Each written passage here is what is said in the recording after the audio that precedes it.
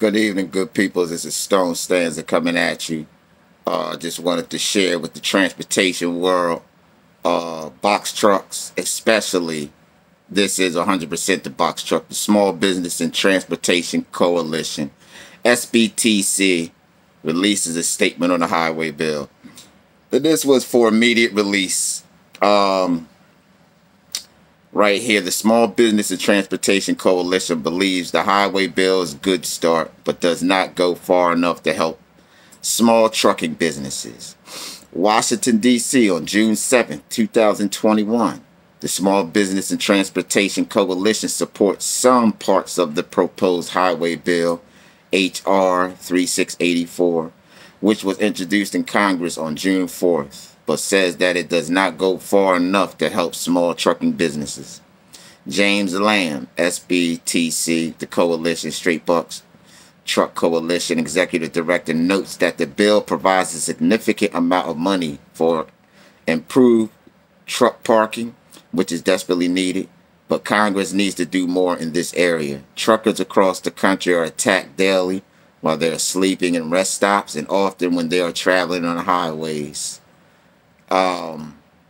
Lamb also supports Section 4207 of the bill relating to broker guidance, but again states that the legislation does not go far enough. Last year's truckers rallied in D.C. to bring attention to the many issues they face with brokers across the country. The language in the current highway bill does not address the issues of unethical brokers, which the truckers protested about when they were rallying in D.C. The legislation simply calls for a study of the broker industry. We need more, and a lot more, he said. And I want to stop on that one right there. I do see that because I hear a lot of truckers, especially my uncle, and them tells me, those that have been in it for 30 and 40 years, you know, when you had the shift and it was, you know, he says you had to have big forearms or created big forearms because the shifting was incredible. It wasn't like today. But he always says that the brokers are going to start going lower and lower because the people are accepting the lower and lower rates to get in it, not understanding just to wait and be patient. And I just got in it, but I truly do understand that. And he said that's what will happen. You can't blame the brokers because it's once it gets flooded or it starts getting flooded, people have to be patient, and they're not being patient. You know, they blame the brokers, but it's crazy. It can go both ways though, because brokers can take advantage, but you know, you need ethical there. But I'm gonna keep going. Driver detention time is also addressed in the highway bill. SBTC Coalition supports the language that puts a limit on the time shippers and brokers can detain truckers before loading and unloading their vehicles while being uncompensated for their time. This is an issue that affects truckers across the country. SBTC is happy to see that Congress recognizes this problem. It keeps going to say the legislation takes aim at hours of service, but SBTC believes the legislation completely misses the mark on the issue. SBTC has been telling Congress and FMCSA that truckers' sleep time should not be regulated. When you're telling a driver when they can sleep and how long they can sleep, you're asking for problems. The highway bill does not address the real issue. It simply calls for another study. We don't need another study. And then it goes on for right here. This one... let me read it first. One of the highlights of the highway bill that SBTC Coalition strongly supports in Section 4309 of the bill, which establishes Women of Trucking Advisory Board. Lena Danko, SBTC board member, thinks that this is a great idea. There are more women truck drivers than ever before, and there will be more in the future. Great. It is vitally important for women truck drivers to have a voice at the table and play a role in legislation and regulatory process when it comes to trucking issues.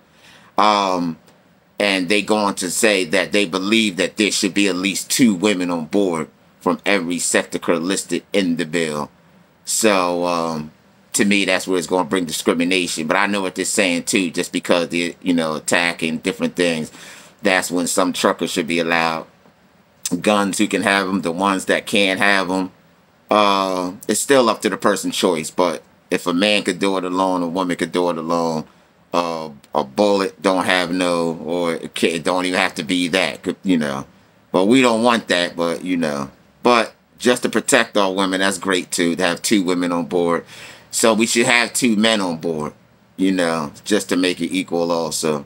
Lamb also noted that the SBTC opposes the sudden increase in insurance. Great. Proposed in the HR 2687. It's positioned that gradual increases tied to inflation for all regulated entities is appropriate, and sudden increases in the minimum required insurance have either an intentional impact on truckers at worst or unintended consequences at best. Much like broker bonds should not have been raised from 10,000 to 75,000 in one leap year, nearly tripling independent operators' insurance in one gulp.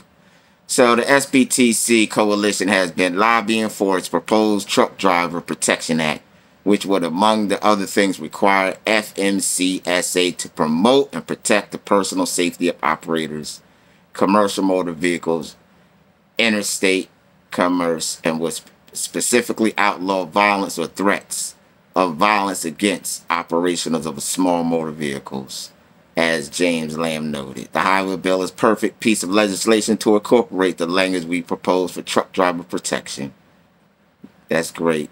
I get these little notices, so, you know, I just wanted to share with you. Small Business and Transportation Coalition. I just say Straight Box Trucking Coalition, but it's really Small Business and Transportation Coalition. And I get, you know, the media releases.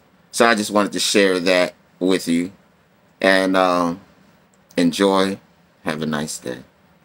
Be safe out there on those roads. Number 1, safety is first.